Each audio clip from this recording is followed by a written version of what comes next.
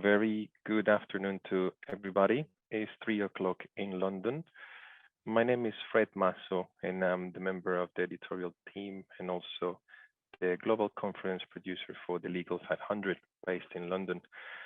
Today, we are at the Legal 500 webinars with the Geek Economy and the importance of accurately defining employment status.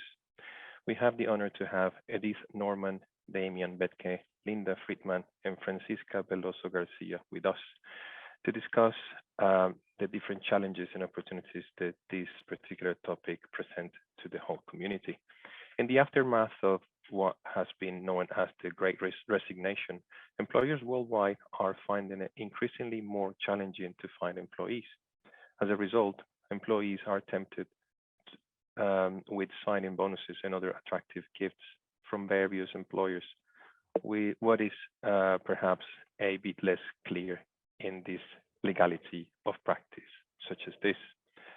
The webinar will cover the following topics, and one of them is how to find and hold onto employees at a time of substantial labor shortage worldwide, which signing bonuses are legally permitted. The other subject is the gig economy and the importance of defining employment and freelance status, both employers as well as for employees. Also, we will cover future trends in the job market. Are these shortage a transient phenomenon, or are they here to stay? What can employers do to be prepared for this new era where our relationship with our jobs are changed? And in this webinar, we'll discuss the latest trends in the marketplace so that employers and employees can better understand each other. During this conversation, the panelist and Edith Norman will present the results of a survey that is being added into the registration form that everybody on this audience fill up for us. With any further ado, I will introduce the panelists. Mrs. Edith Norman, Managing Partner and Attorney at Law at ACG International. Edith is an experienced corporate and commercial litigator, has an expert qualification in employment law, and is an international ADR certified mediator. Edith is specialized in cross-border business transactions, taking into consideration not only the different legal systems, but also being acquainted with the various cultural differences that can make or break a deal. As a public speaker, she has shared this knowledge on various international conferences. As a managing partner of Attorney Consulting Group International, ACG International, Edith can combine all these skills and expertise for the benefit of her international clients by using deep-seated local knowledge and proven international networks across practice areas and borders.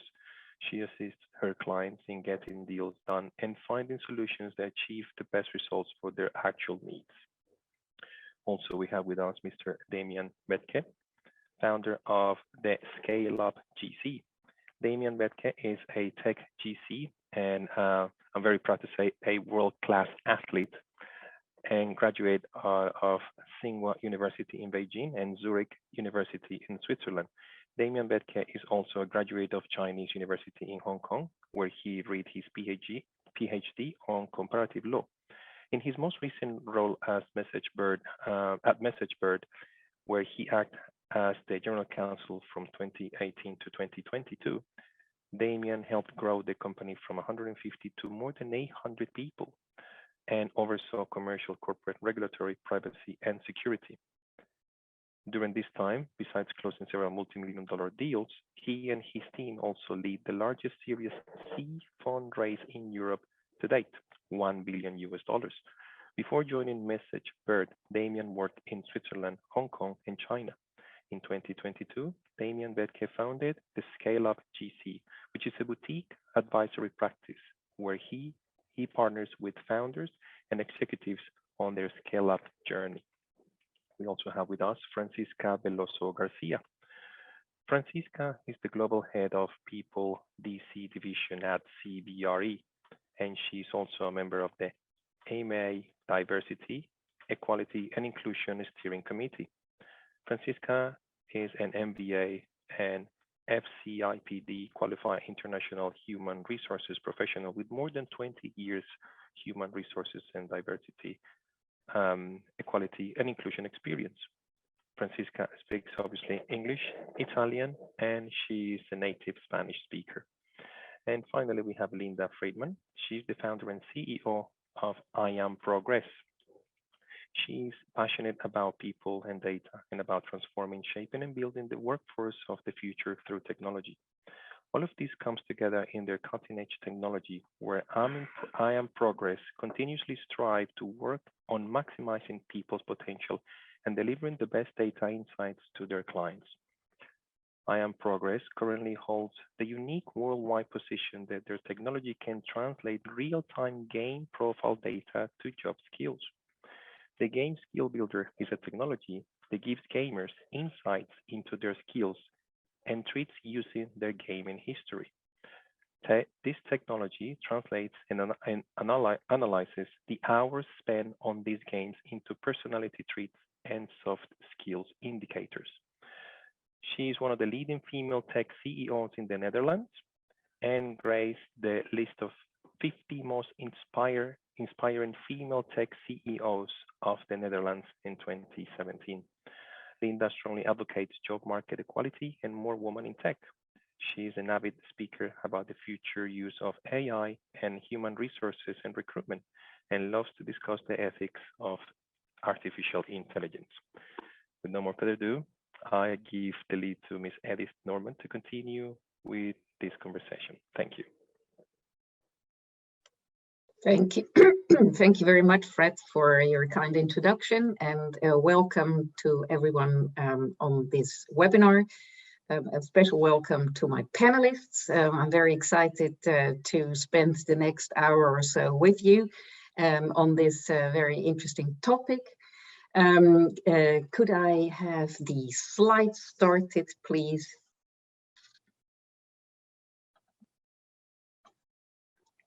Let me see. Oh, wonderful. It would be great to start with the first one. Okay, wonderful. Before we get to the importance of accurately defining employment status, I would like to share with you the response to the questions that you received as attendees with your invitation, being the use of freelancers. We have analyzed, because this is the overview of what we're going to do today. Obviously, Fred already went shortly through this. We are going to take you through the gig economy and the importance of accurately defining the employment status. We will have a talk with all the experts on the panel today. We will talk about getting and keeping employees in times of labor shortage. You have already heard from the introduction of Damien that he went from 150 to 800 people, so he must have a secret there on how to find them and how to keep them. And so we will definitely talk to him about that. So stay tuned, because there must be a secret there. Then I will take you through just very quickly about the most important upcoming employment law changes in the Netherlands, with the prohibition of ancillary activities and the schooling and study costs, which will change based on the implementation of the regulation as of the 1st of August, which has a huge implication on you as employer. Could I have the next slide, please? We have, as I said, analyzed the responses, and judging by the replies, it's a close call. 52% of the respondents, based on the question, do you make use of freelancers, said that 48% says no and 52% yes. It makes us wonder if it's because of the difficulty of determining whether or not a freelancer is in fact just that, or perhaps an employee. This question has kept the employment law specialists busy for many years already, you certainly know that, and in so many countries around the world. Therefore, it's no wonder that one might find it difficult to determine the exact status. But you are not only here to listen to what we are talking and what we're telling you, but we want to know something from you as well. So therefore, we have a new poll. And if the new question could be brought up for our attendees. Yeah, it's very challenging for the organization going through the one and the other. But it really should make it more interactive for you as well. So question is, why don't you hire freelancers? So half of you don't. And you can choose out of 4 answers. One is, I only have permanent employees. Good for you. I have bad experiences with freelancers. They are too expensive, or I am afraid of the qualifications as an employee and do not want to run the risk. So it says host and panelists cannot vote. That's too bad. So the attendees have to vote. I invite you to do so, because we will get the outcome right away once you have done so. Really looking forward to that.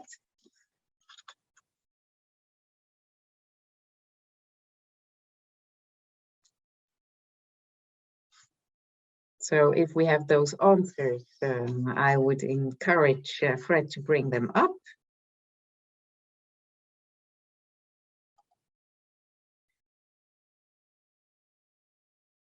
In the meantime, I will take you further to the topic that has caused our first topic about the gig economy, that has been the cause for headlines. Oh, there we go. Interesting. Oh, that's a very interesting outcome. I love it. Because 70%, 71% is afraid of the qualification as an employee. And you are right to think so, because it is quite a tricky thing. It has always been so, but it is still a tricky thing. Damien, you have hired a lot of people. So what about these freelancers and let's say the permanent employees? What have you hired? Great question. I mean, for us, or sort of what I've seen over my last years, was that companies try to get the talents on the bus for the biggest buck, and maybe here and there a freelancer can come in to just do that specific project. But given the fact that there's overall just a war for talent, and that companies are really, fighting for getting the best talents in the companies, they really want to go the extra mile and offer them sort of the employment package, which gives them more security, gives them more involvement in the company, right? It sort of really ties the employee or the person closer to the company than just a freelance setup. Besides the legal risks, of course, I'm not even talking about that. And I think what I'd also like to mention is, from my perspective, sort of when you go through a fundraising round or something, it always pops up. The question of, do you hire freelancers, always pops up and usually raises a lot of questions. And therefore, sort of, in my experience, my standard response usually is like, let's please not do that unless there are really, really justifiable circumstances to do so. Yeah, for peak performance, where you need somebody for a certain period of time, or for when people are ill or something like that, that is really when, from the government perspective, one should be able to hire freelancers. And for the rest, if you need it for your company, then you should go for the employees. Now, a tricky question, Damien. These 800 people, did they stay? I mean, you always, I think the tech world, the companies actually know quite a lot of attrition, because the companies are moving so fast. There's so much ambiguity. There's a lot of challenge, right? I mean, employees are constantly being challenged, and people often think that the grass is green on the other side, and then they jump the bus. But overall, people stayed. I would say, in my experience, they stay, but also the interview process is really tough. So you really try to pick the talents which are of a good cultural fit for you as an organization. And the challenge is really just to pick those talents, because then when you do have loyal talents, you do have that stay with you for a while. Okay, thank you very much. Francesca, talking about loyalty and cultural identity of a company. So you have been responsible for a lot of people within the company and for many, many years. So how do you see that? Yeah, Building on what Damien just described, I think it's an element where throwing in a lot of money may be like a short-term course where you may get someone in, but it doesn't necessarily mean that it's going to be the best way to retain them, because it's going further than that. I think it's going back to that typical phrase of one size does not fit all. And one thing I normally say is that everyone comes with a context. So if you're looking into attracting and, more importantly, retaining the talent, it's not only about throwing money in, which is great. We all want to be well paid, of course. However, it goes beyond that. You want to, when you go to work, to go to a place where it's a sense of connection, that you go because it's a purpose there, because it's a connection there, and therefore you want to be there. Yeah, as an employer, you are creating that space, that safe space where the people coming to work for me belong to the space, not only because I'm paying them the money, it's as well because they find purpose of coming. And that's either because the ethos of organization, of the values, are in alignment with my values as an individual, or because what we're doing as an organization is having an impact on the community or not. And therefore, that's why talking into different generations, we shouldn't only think about the youngest one. If we look as well about what is called that called senior talent, which is I'm not really sure I like that. However, it's a label there to. It's an element as well about, you start with people in this end, which is fresh, maybe, wanted to get some experience, and then it goes an enormous amount of experience that you have gained, and we may be losing them because they have enough. Okay, everything that happened in the world, all the changes that Damien has been alluding to, that ambiguity in the changes. A lot of people, this big thing is called the big resignation. It's being called sometimes the big thinking of the big transformation, in the sense that the people are looking for something different, as well as good economic circumstance. It's about a place where you feel safe, where it's an element of authenticity. You as an individual, you are included, and the managers are able to provide me with inclusive leadership, with kindness, and an opportunity to grow and develop. And that means not necessarily money. It could be acquiring new skills, having the opportunity to learn, having the opportunity to have my voice, and feeling safe in that environment. So it's a mix of what I call the hard and soft elements there, that I think what it means, providing a meaningfully, experience to the employees. Yeah, thank you very much. That's definitely very important. As you said, Francisca, how do I still keep the value of the more senior employees and combining it with the ambitions and the views of the younger generation? And I will come to you in a minute, Linda, because in tech, and also not only keeping them, but of course onboarding them, that's really where you come in with your company. So before I get to that, I would like to continue. Thank you very much, Fred. Wonderful. To the next slide, and the topic with respect to the gig economy. This topic has been the cause for headlines, mainly due to Uber and Deliveroo court cases, but it is no longer limited to just Uber and Deliveroo. Platform working and the use of freelancers for fairly simple tasks, the gigs, comes with labor law dangers that can lead to huge arrear payments of wages. That's also what we got out of the survey of today. You are afraid, and you rightfully are so, that in the end, somebody, especially the government, will come and tell you, those are no freelancers. They are employed by you, and please pay us the arrear payments, especially tax and social security. But it's not only in the Netherlands, but it is in Europe as well. And the main question in these days is whether or not a hired freelancer is in fact just that, a freelancer or an employee. Several European countries have had cases brought to court regarding these very questions. You all know the court rulings from UK to the Netherlands. They show that the platform workers can in fact be and are considered employees in cases brought to them regarding Uber. The Cour de Cassation in France's top court upheld the decision by a court of appeal in 2020 in which an Uber driver could not qualify as a self-employed contractor because he could not build his own clientele or set his own price, hence making him a subordinate of the company.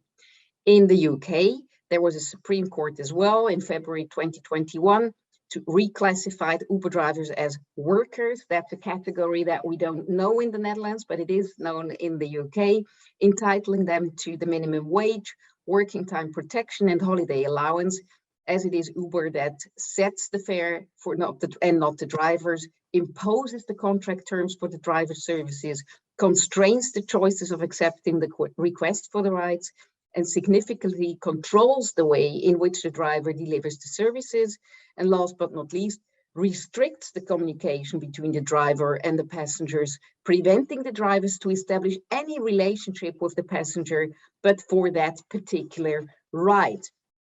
So we also had a very important case in Amsterdam in September 2021, where 3 cantonal judges decided that Uber drivers should be classified as employees and are therefore entitled to benefits that come with that status, as Uber has employed authority through the Uber app, with which the drivers need to use in order to provide their services via Uber. Even just a few weeks ago, on June 3rd, Swiss High Courts ruled that Uber drivers are employees entitled to benefits, and just 5 days ago, on the June 24th, a French labor court found Deliveroo had unjustly appointed 4 couriers as independent contractors instead of employees. So the legal tides are definitely changing. If I could have the next slide, please. So yeah, the entire next slide. Sorry. Freelancers and how to differentiate them one from the employee. That was also 70% of you saying, I'm afraid of having them. How do I differentiate them? The opinion of the Attorney General at the Dutch Supreme Court very recently, issued recently following Deliveroo's appeal and cassation, acknowledges that the changing tides and sets clear rules of determining whether or not a platform worker is in fact a freelancer or a worker.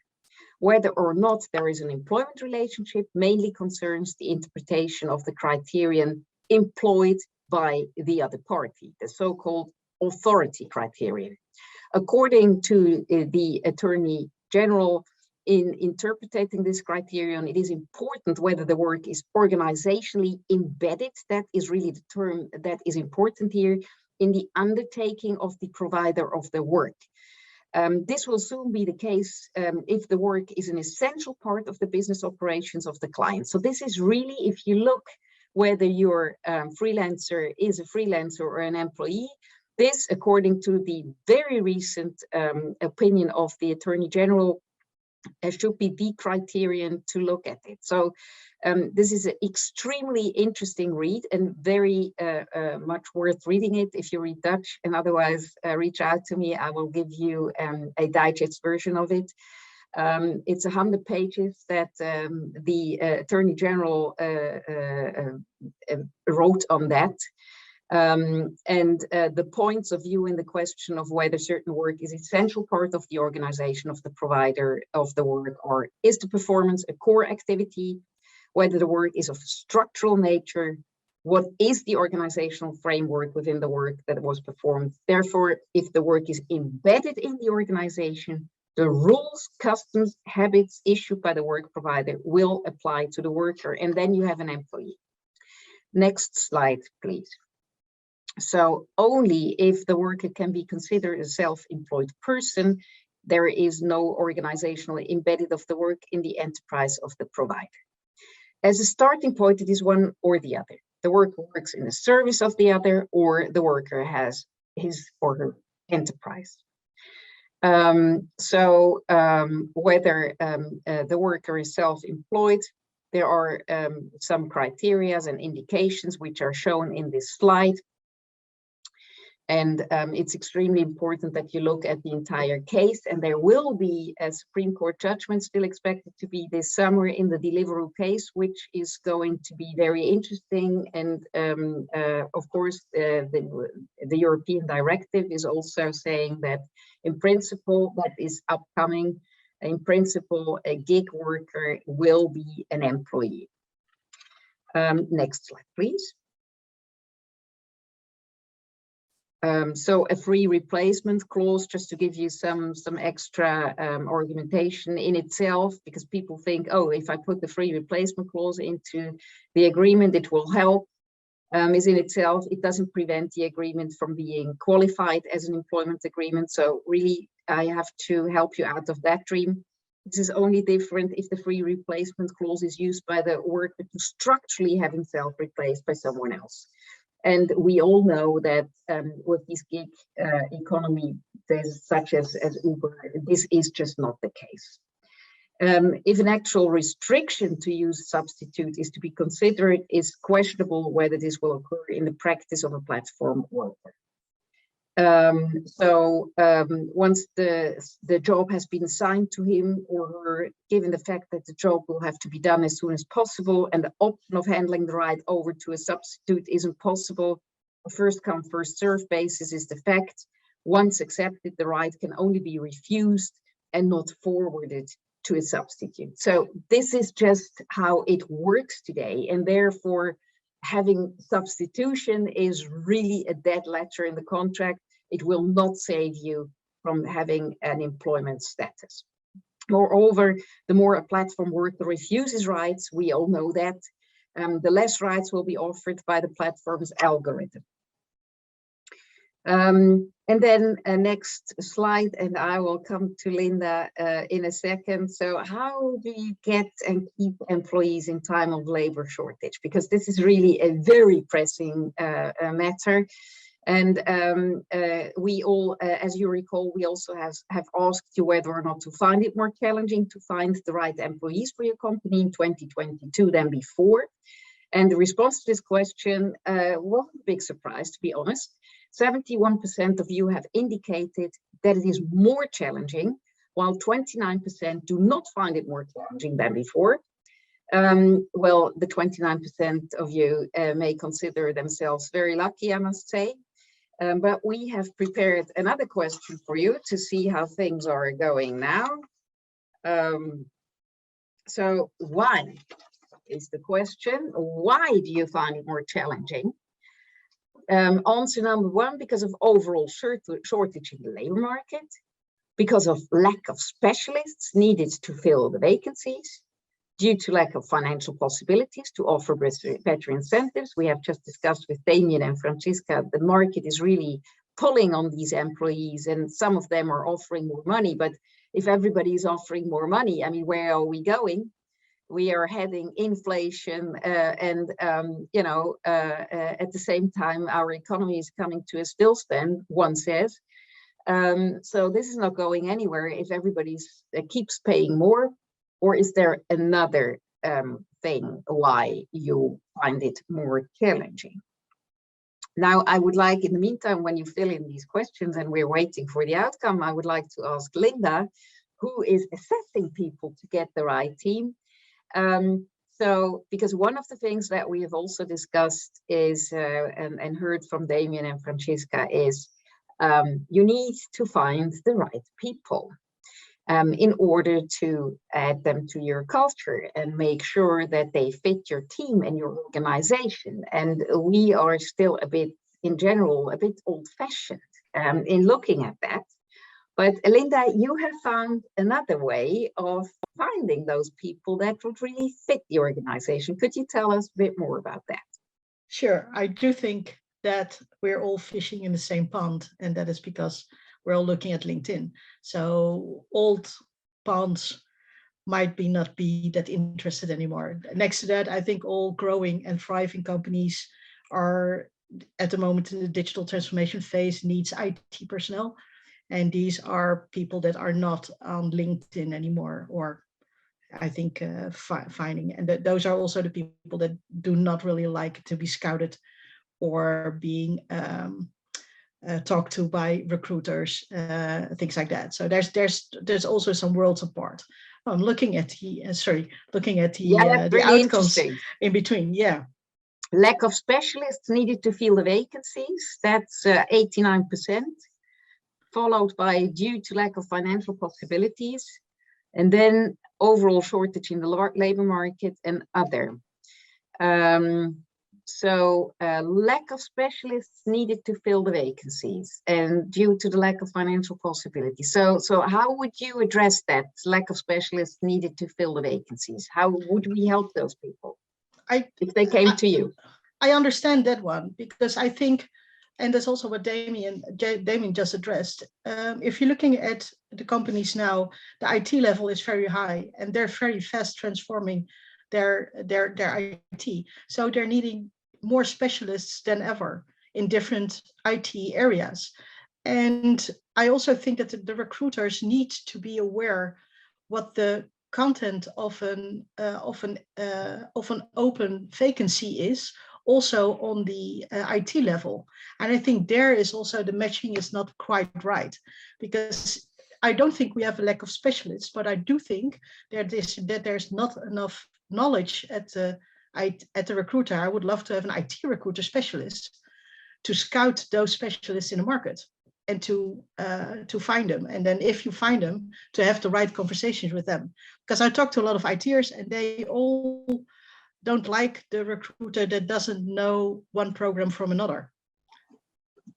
So it's I think it's from both sides. I do not think that it's a lack of specialists, but I do think we need to address how our recruiters need to be digitalized and made more aware about how the IT world and how the programs in IT work works.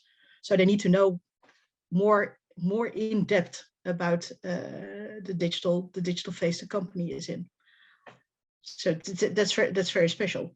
And to connect it with the other one, I don't think that if I'm more a specialist on this generation, I don't think this generation goes only for the financial picture.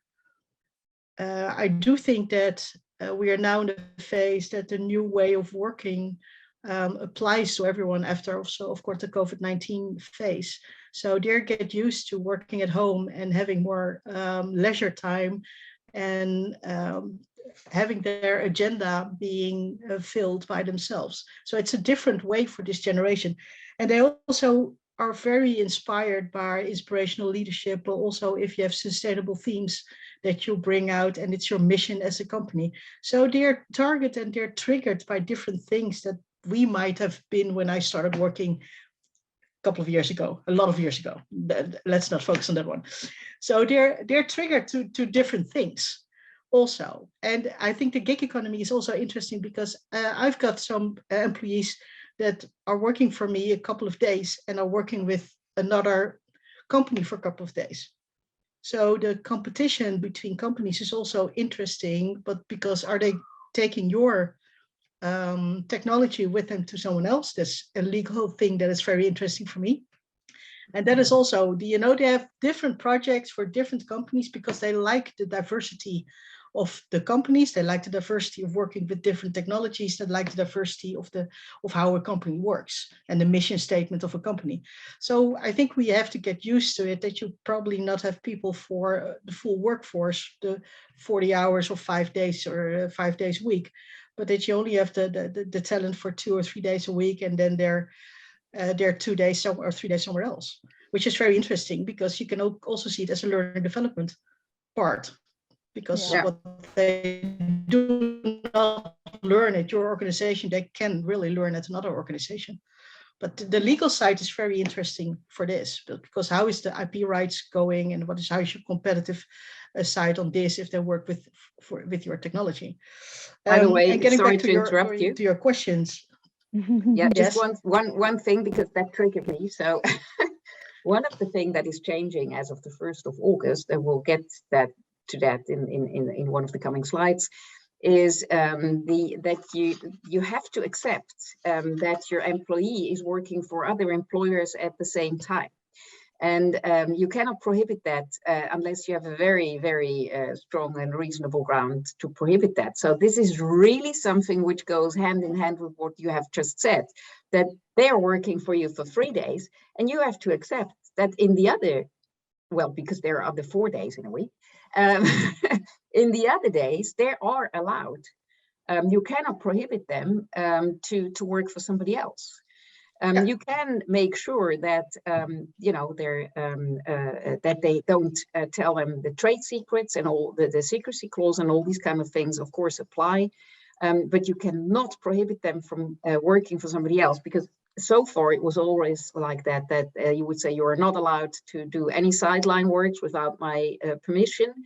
And now it is, you are allowed to do any sideline works unless I have a very good reason to say that this particular thing is not okay.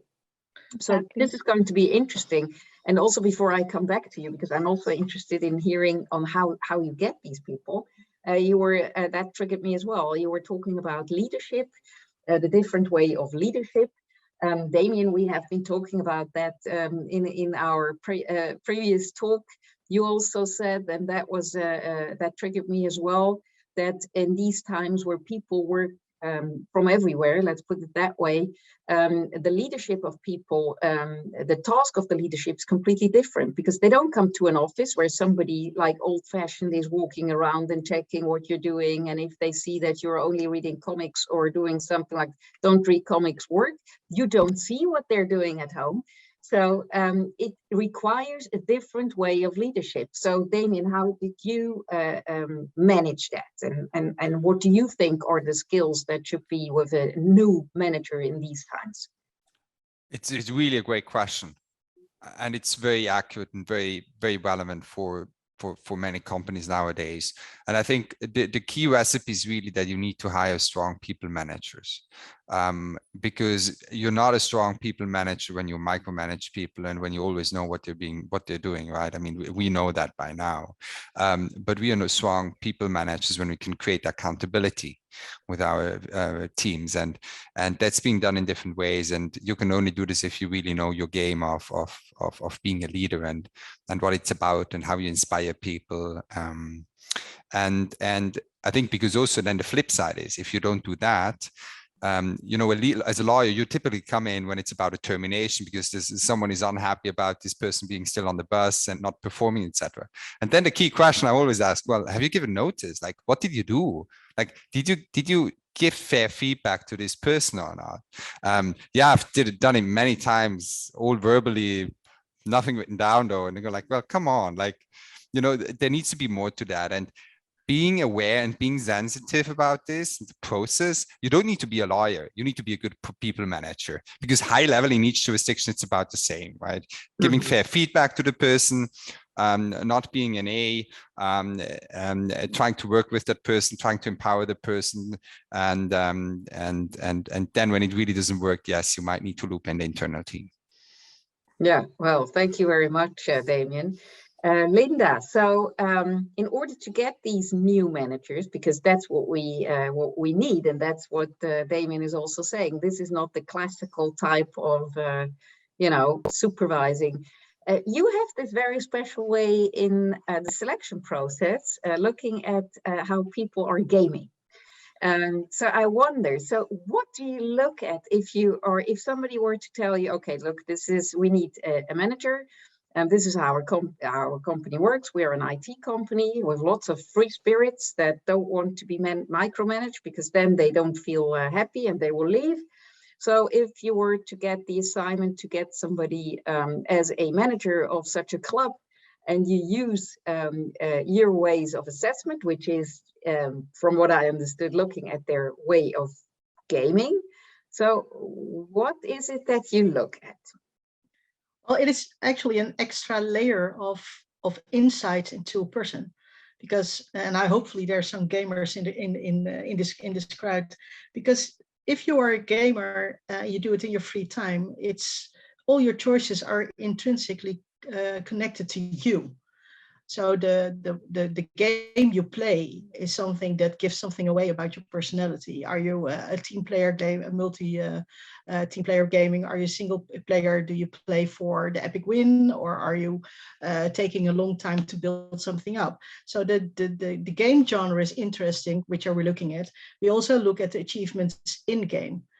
So we developed a technology where we can look at the history of the 5 latest games you've played, and we do that through the Steam account that you have. Probably everyone has. Steam is like a Spotify of gamers where all your games are on, and you have a profile where all your achievements are. GDPR compliant, of course. Good to know for the legal side here. So we look at the type of game you play. We look at your achievements in game, and we look at your position, because we've got a lot of psychologists and neuropsychologists at the company, and they found out that the team position that you pick in, like your DPS or tank or a healer, is directly connected with the team position on the work field. So if you're a DPS, you'll probably be also, I don't know, at the team on the workspace. So you're training yourself to be very good at that position in game. So we also see it as an extra layer. And one of the examples I always give is that the CIO of Starbucks International a couple of years ago was hired for that function because he put his achievements of World of Warcraft on his resume. And he was Paladin level 70, and all of the achievements that he put on his resume. So if you are Paladin level 70 and he was also a healer, it means that you are able to handle 1,000, 2,000 people with your headset to do what you want, because you need to move forward in that world. So his leadership skills were okay, because he could show his leadership skills. So we just ticked off the point of the iceberg that we're looking at that data. And we look at that because everyone is looking at LinkedIn. But the majority of this generation, all the IT persons that you're looking for are not on LinkedIn anymore.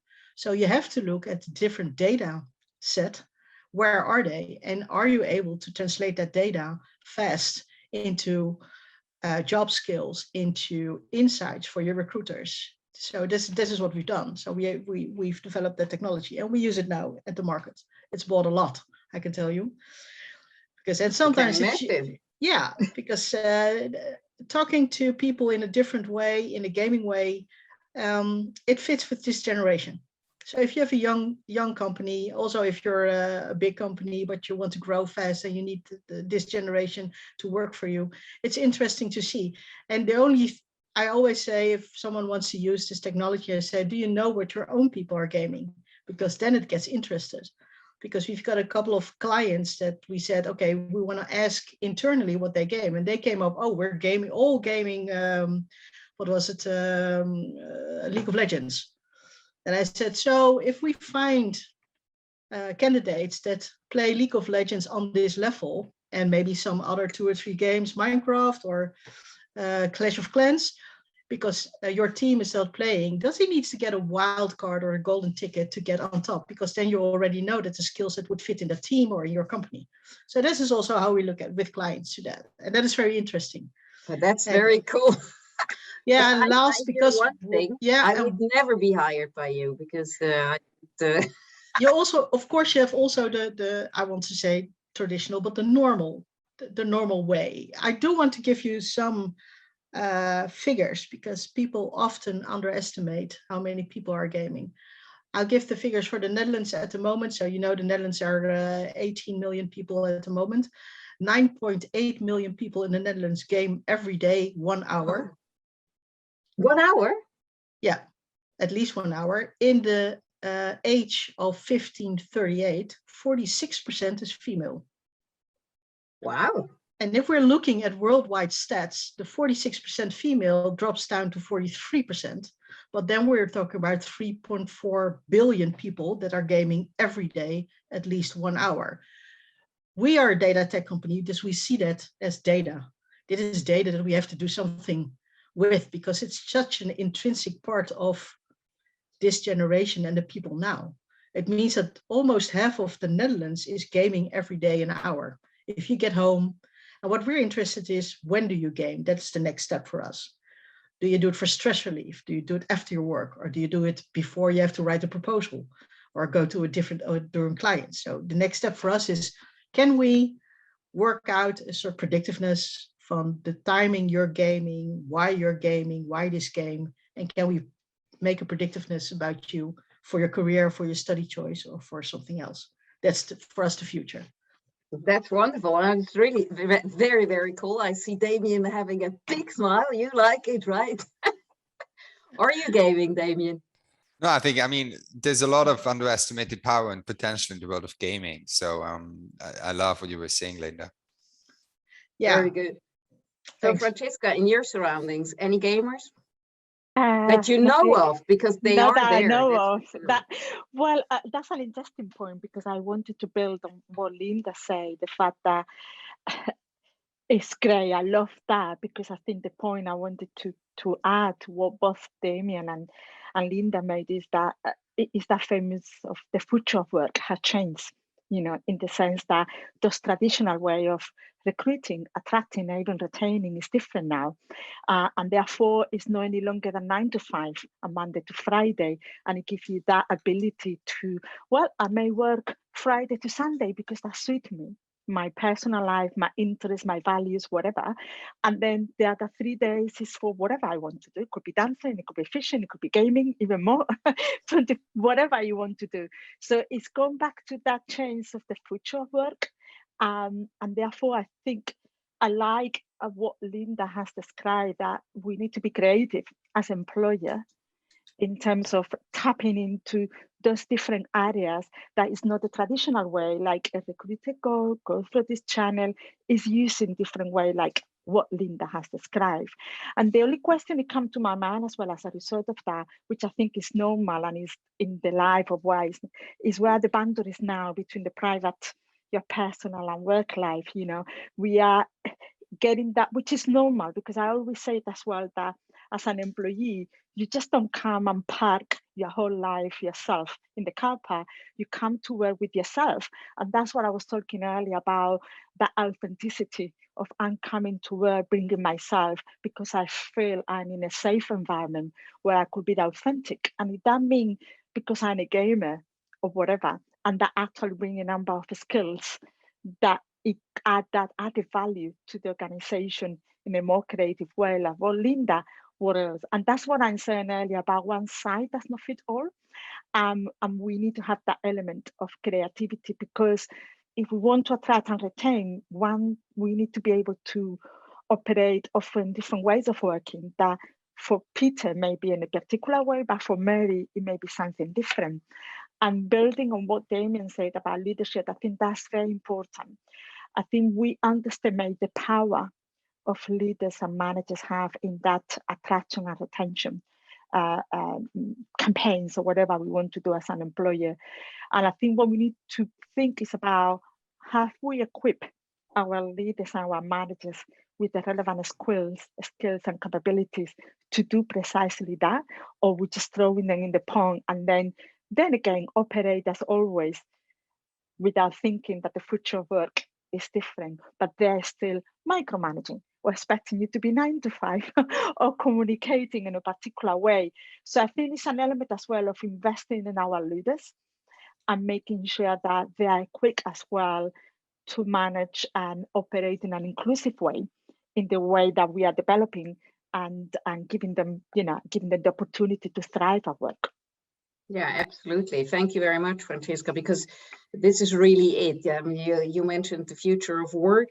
It's the future of finding employees, the future of retaining them, the future of having them in a place in which they're happy.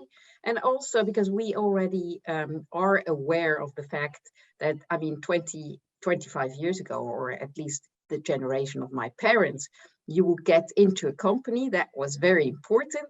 And then when you had been working for them for 30 or 40 years or whatever, you would get a golden watch. And you would get out of that company by the time you went into pension. Well, we all know now, for our parents' generation, this was normal. you would find a company, and if somebody left a company after 3 to 4 years, you would say something is wrong with that person, not with the company. Now we have already the new normal that we do know. You don't stay with a company for life, because that's not a given anymore. It's the exception. So we already went down that street. So now we get into the new development, where we would say, yeah, we have Fred is pushing me to get into the presentation, but anyway, where we also have to say, so how are we temporarily having the best working surrounding and field for our company, in which we have a good environment, a good vibe in a company, making a good profit at the same time. And it doesn't necessarily have to be with the same people all together all the time. We just have to find a team which is changing in a way, but having the values of the company continuing and adding to that. I think that's really where we're heading with the future of work. Yes, Fred. Can we continue with our slides in order to get through that? Let me see. Yeah, we have number 9. That's really the majority of the entrepreneurs can't seem to catch a break. So finding and keeping the employees seem to have taken over the day-to-day business. We can also see it if you look at the airports, where all the flights are regularly cancelled. They can't seem to find security personnel. I really ask myself, what has happened? Where have they all, what has happened that they cannot organize it? But that's for another time. In fact, and nowadays also employees, as already stated, do not commit themselves to one employer. The law is also supporting that. And I think it's a good thing, because it gets all a bit more liquid, more agile. It makes it less rigid, which is a good thing. Yes, could I have the next slide? So how can employers keep their employees? We have addressed various possibilities. One of the things are end of year bonuses, conditions for payments, bonus schemes, and so on and so on. But if we look at the answers from our attendees, the money seems to be one of the problems that kicks in, and I fully understand that, because you cannot do it also only with money. It has to be in a way in which they really commit to your business and your company. So what about a non-compete? Because that was also that Linda was saying. So how do I make sure that if they work for the same company at the same time, that they don't take everything they have learned to another? Well, there has been some interesting development from our Supreme Court, where they said clearly, and I have written a little piece on that on LinkedIn, so I'm not going to talk about that. You can check it there, how that went. The Supreme Court has definitely said, look, a non-compete cannot be something to hold on to your people. It is only to protect your intellectual property and your business secrets. If we could move to the next slide, please. All the way through, because we have asked you another question. Are you offering signing bonuses? And that was also very interesting, because 86% of you said no. So you're not offering signing bonuses to get people. So now a new question for you, well, challenging thing for Fred, but he already got that. So how do you recruit new staff? Is it from within the organization? Is it through a specialized agency? Is it through advertisements or through your network? For example, LinkedIn, Linda already mentioned, most of you are fishing in the pond of LinkedIn. So I'm really looking forward to seeing the answers to that.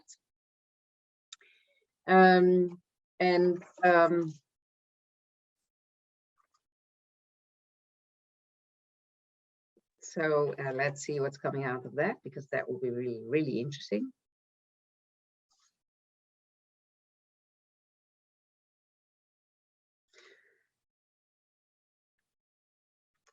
There are, of course, plenty of opportunities. Also, what we see that is developing, and we get the answer now through the network, LinkedIn still. At least there wasn't an option to filter in another network than that. Through ads, specialized agencies, not so much, 14%. So that should be really, a call to action of the agencies being more active, because apparently the traditional agency, and that's good news for Linda, do not get what they want. So still through LinkedIn and networks is still the most that is here, and ads. Damien, how did you find your 800 people? Yeah, well, I mean, I haven't been actively, driving that part of the business, but I think it's very specific on the job, I would say. If you want to hire a very senior executive, then it's probably makes sense you work with a specialized agency. If you hire, more general medium stuff, then yes, definitely LinkedIn, reaching out, etc. By the network. I think one piece actually by the network I would like to elaborate on is that a lot of the companies I work with referral bonus, so that actually the employees who work in the company already are sort of used as ambassadors and get a monetary incentive like a few $100 if they can recommend a future employee. And that's definitely something really worthwhile, because I think there's a lot of power in having worked with a person or knowing a person, and that gives you a unique perspective on that person and person's capability on how the person will perform in the organization. So I think that's a really good initiative that I've seen working out with my companies. Oh, that's perfect, because I also happen to know that the Big Four are working like that as well. Of course, they attract a lot of people through the traditional ways and through assessments, normal assessments, let's say traditional assessments, but they also give referral bonuses to their employees, like for all the reasons that you said. Francesca, any referral bonuses within Cbre? Yeah, we use referral bonus.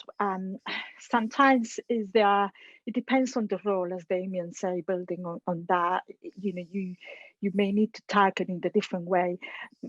In my experience as well, one of the things we observe, and that's something that we need to be careful with, and in this case is with my whole diversity and inclusion hat on, is that you may end up just recruiting mini-me's. Okay, Yeah. So if you are looking for a particular leader within your network, you ended up contacting your mate from your club or your friend from your life that happen to be white, middle-aged, and male. So then that's why we don't have enough women in leadership, or women of color, or people represented from another groups. So I think that's the only downside when we're talking about referral or using a specific networks, that's the conscious and unconscious bias, which is fine. We all have it. However, we need to be well aware of that, and in terms of the appointments that we're making sure that we have a full awareness that that's a conscious decision, rather than just getting my mate I know from my whole life that is exactly the same as me. Yeah, that's very true. Thank you very much for that, Francesca, because it's really true. You have this liking. So, Linda, if you pick somebody based on gaming criteria, there is no bias. It's quite objective, right? You should say so. I would not pick someone on one game, because I think, as everyone, people are complex. So you want the reflection of that complexity. You want to have that in your organization. And I totally agree with Francisca about hiring green hires green, blue hires blue. That diversity is very important. It's very important. And one of the things I always say when I talk about why do you hire gamers, if I look at game stats, is gamers put together a team to bring them that epic win. They don't look at how people look like, if someone has one leg, or is what color, or what cultural background, or where he's from, if it's female or male or whatever. They only look at the achievements that you got into game to bring you that epic win. So the team is always about the best people that you get together based on your achievements. And I think that is one thing that we could learn from gamers and how they play, because they do not look at people. They do not look who is behind it. They look at your achievements only, because that is what bringing you the epic win. And if you translate that to organizations, the epic win is growth. Yeah, that's really cool. And also you see that you group up again, one team against the other, and you know, make sure that your mate is not being shot. Take one from the team. Yeah, leadership position. Yeah, so you'll always know the achievements of your players in your team. So you put them on the best positions, because the end goal is having that epic win, and translating that to the real time is just that being successful with your team, being innovative, support the company to grow, support yourself to thrive and grow, whatever you want to fill in what the epic win should be. But gamers themselves, they don't really know how their gamers look like. So they purely look at the achievements that you have in game. Yeah, so it could be an additional layer on top of what you already need. And it could either confirm or make you very confused about what you have seen so far. Yeah, I've met some eclectic gamers, which is very interesting. That's very interesting. Seeing the time, because we are having a wonderful conversation, a very interesting and also very relevant. I would like to go through the remainder of the presentation. Could I have the next slide? Well, we already talked about that, how to get them. There are, of course, much more possibilities than that. So I would want to go to the last part of our webinar, which are the employment law changes, which I already mentioned briefly, and which are also things that we already mentioned as seen as problems. Well, there will be mandatory. So another pressing employment issue is, in addition to the labor shortage, which we already discussed, is the upcoming employment law changes. As per the 1st of August, a number of important changes in employment law will enter into force. By this date, Dutch legislation must be aligned with the European Directive for Transparent and Predictable Employment Conditions, and employers need to be ready. These employment changes have far-reaching consequences for various employment conditions and clauses, such as the extension of the employer's information obligation. I'm not going to get into that. You can just look that up. The prohibition of the study cost clause and the prohibition of ancillary activities, which we have already mentioned. It is of great importance that you as an employer understand what your new mandatory obligations are. Please do note that for most of them, there is no transitional law, so it applies directly.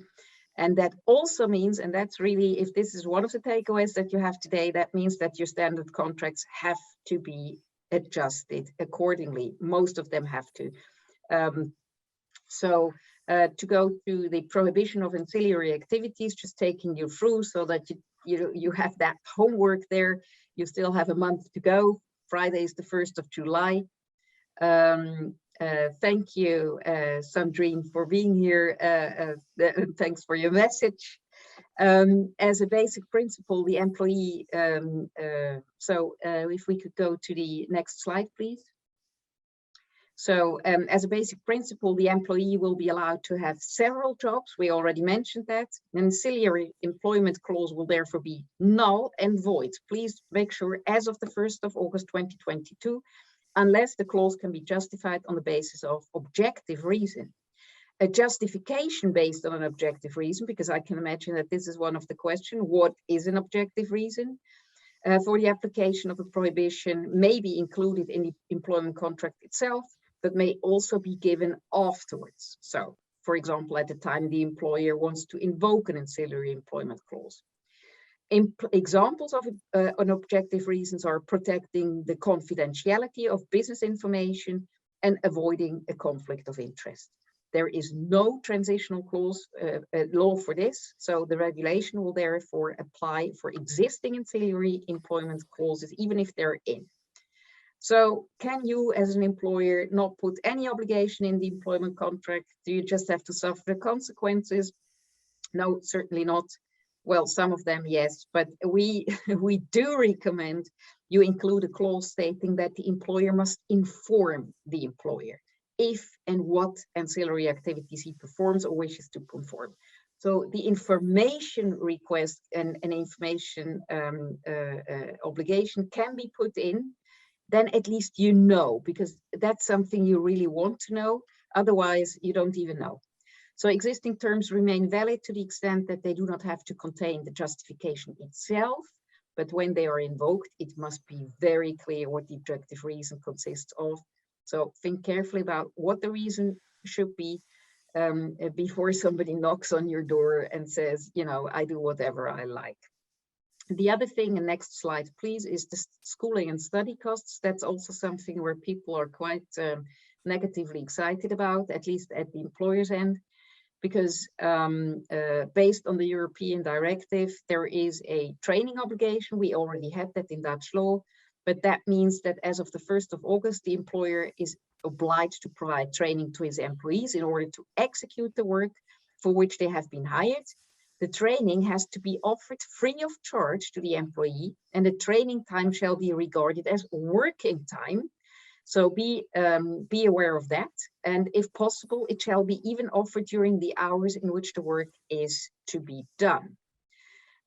Since the training that is required by law must always be offered free of charge, a study costs clause that pertains to such training will soon be null and void. No transitional law applies. The consequences may be that existing study cost clauses will no longer be valid from the moment the law enters into force, which is the 1st of August. So as I mentioned earlier in the conversation, if you have just offered a very expensive training or university or whatever to somebody, and you have just spent 50,000 euros on Nijrode or anything else, or an MBA, that has been paid for $100,000 in the US just to keep your employee happy, and you have put in the contract that they have to pay you back if they leave earlier than 3 years from now.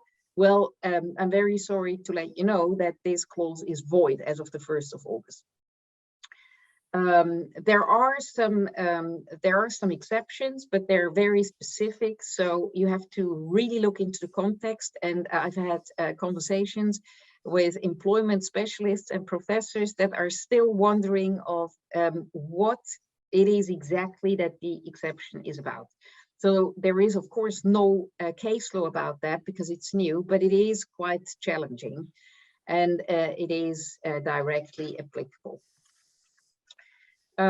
So that finishes the presentation, but of course, I'm looking at the chat. Let me see there. Yes.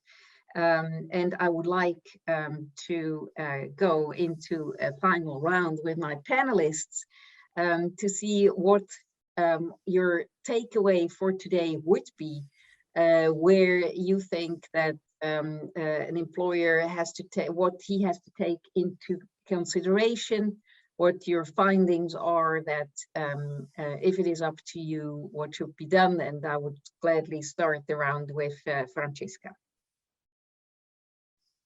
Okay. Well, I would say in line with what you just as well described in terms of the new legislation, I think to build on that, it's about we have an obligation as employer to make sure that it's a much better communication, not only banded by contractually, which is important, of course, but as well as part of the leadership skills that we were talking about before. I think it's important that it's much clearer communication, and that is the expectations from the employer to the employee and vice versa. And as well, if we are providing services, which is typically the type of services in the organization I work, it's as well those expectations from the client as well clearly stated, because that's where the conflict may come in terms of can they work or not for another organization. Like in my previous organization, I was working clinical research. So therefore our clients were pharma. Now, if they're doing clinical research, it may be a conflict of interest if they were able to work for different. So I think that's kind of like that fine tuning and that's why communication is key. And I think is that the other element in terms of ask and don't make assumptions. That's where it goes to the point about clear communication, and ensuring that one side does not fit all.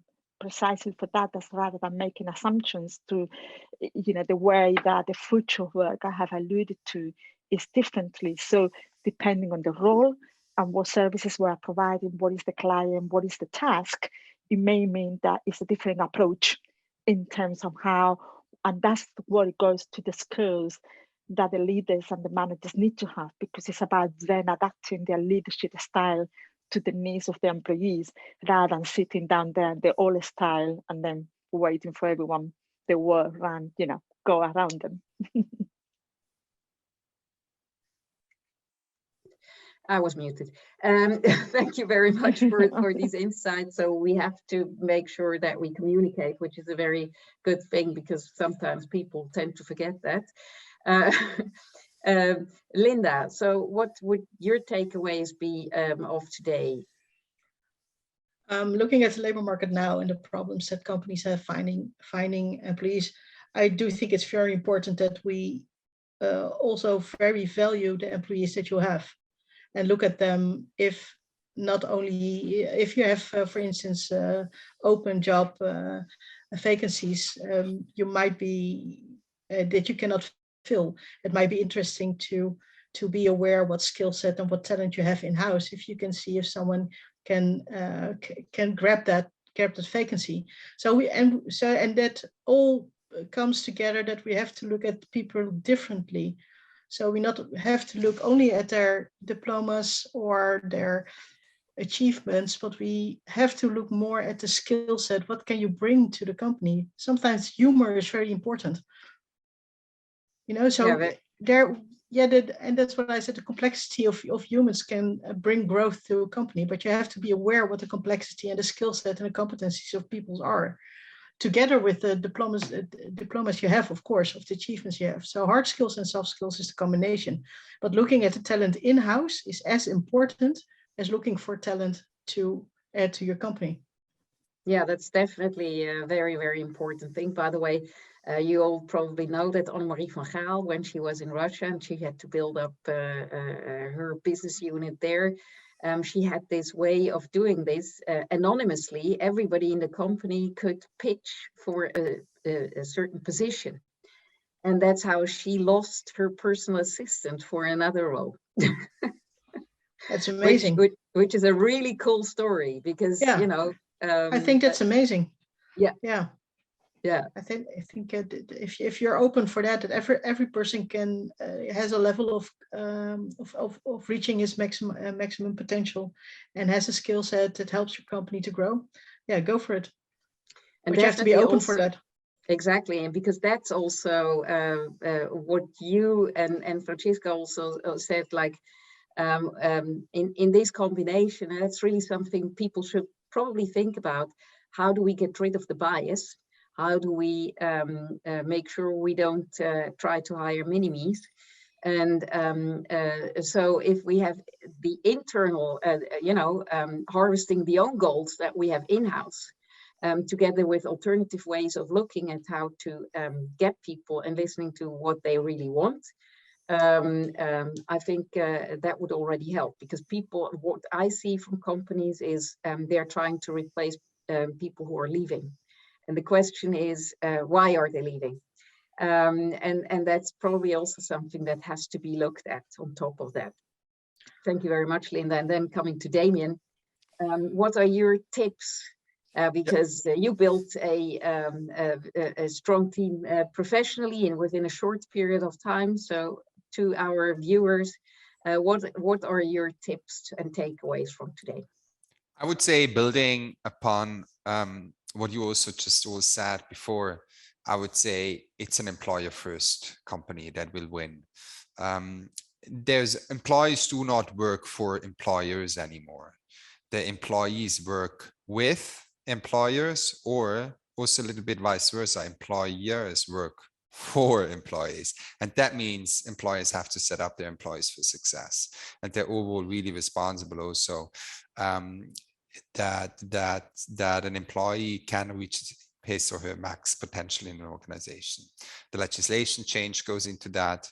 Also, what goes into that is the reclassification risk. We can't just treat the person as a resource, you know, sort of the lowest classification is a freelance. Okay, you're just a freelancer, by the way, and we can terminate the agreement with you anytime we want. You won't get any social benefits, etc. Right?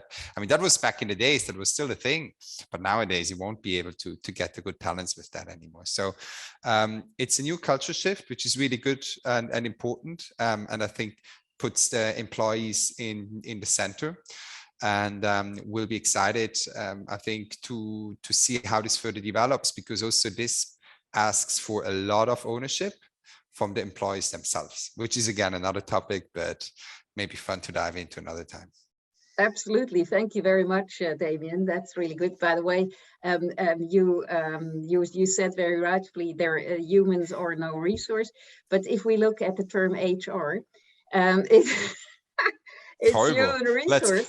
Let's trash that right now. Yeah, exactly. Because I've already heard from companies that they changed it into human development instead of people, you know. Yeah, so people development. People and head of people. So you don't use HR, and we dump the personnel a while ago. And in fact, some companies are calling that now engagement culture, because it's different. At the end of the day, the point made by Damien is everyone is accountable, and that includes employees and employers. Mm-hmm.